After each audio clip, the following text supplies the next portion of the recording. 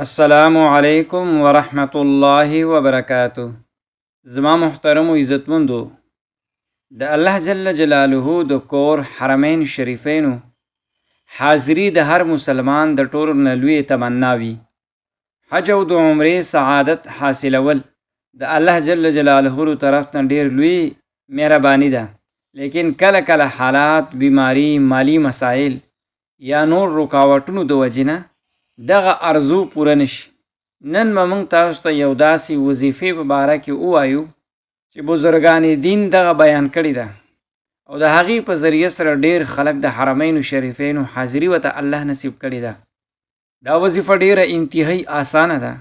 د هر اذان په وخت کې د اذان جواب ورکول دي، د اذان نه وروستو د اذان مسنونه دعا ویل دي، هغې نه وروستو درود شریف تلاوت کول دي او په آخر کې 3 ځلې تلبیه چې دی ویل دي.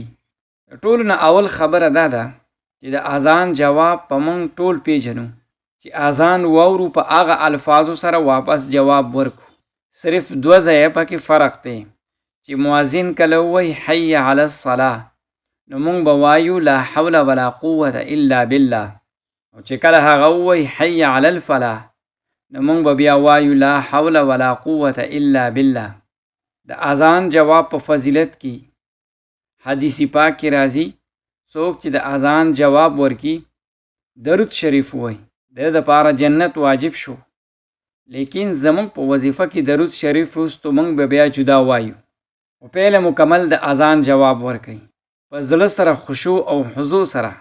یاد وساتئ هر اذان د هر مونځ په وخت کې کیږي، که په کور کې که په دفتر کې چې کوم ځای هم یې اذان आवाज واوري دا وظیفه شروع کړئ. د اذان د جواب نه فوراً بعد هغه مسنونه دعا ووایئ کوم چې پیغمبر علیه الصلاة والسلام موږ ته ښودلې ده. دغه دعا د هر حاجت پوره کېدو لپاره ډیره مؤثره ده.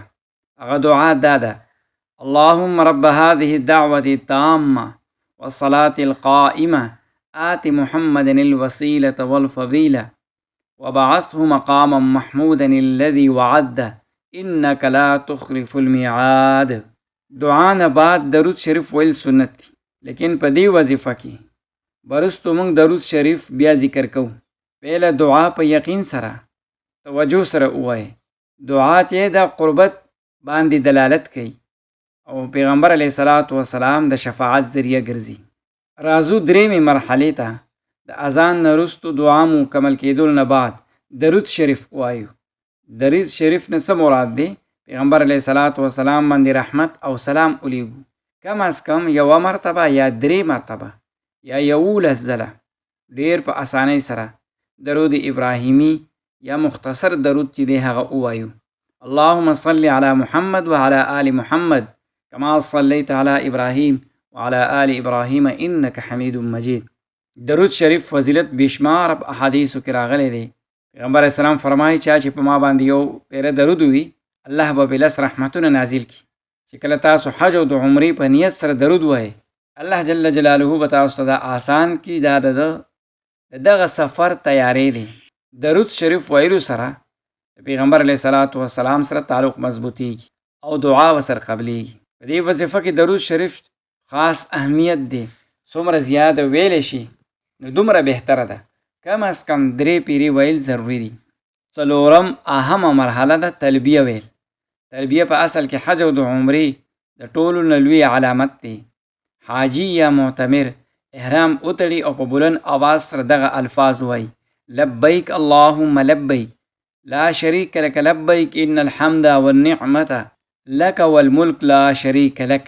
په دې وظیفه کې به 3 پیری تلبیه ووایو، لیکن واضح دی وی چې احرام نشته بلکې دا وظیفې په تور باندې تلاوت کیږي چې الله جل جلاله موږ د حرمینو شریفینو د بوتللو اهل وګرځي.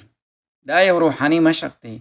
په زړه کې د حج او د عمرې ارزو الله جل جلاله پوره کړي. مختصرا خبره دا ده: اول اذان جواب، اذان نه بعد د اذان دعا، بیا درود شریف 3 پیری، بیا 3 پیری تلبیه ویل. دا مختصر عمل دی او د ورځې 15 وخته اذان کیږي او هر اذان شروع نه وروستو دا ته کولی شي او خپل مرادونه پې حاصلولی شي او هغه لوی سعادت چې په زړه کې د هر یو مؤمن شوق او محبت دی چې الله یې موږ ته نصیب کړي، نو دا وظیفه ورله ډېره مجربه او مؤثره ده. دا وظیفه څه سنت طریقه نه ده، بلکې مجربات دي د علماو د اولیاو، هغې ازماو کړي دي، د هغې نه وروسته امت ته بیا ښودلي دي.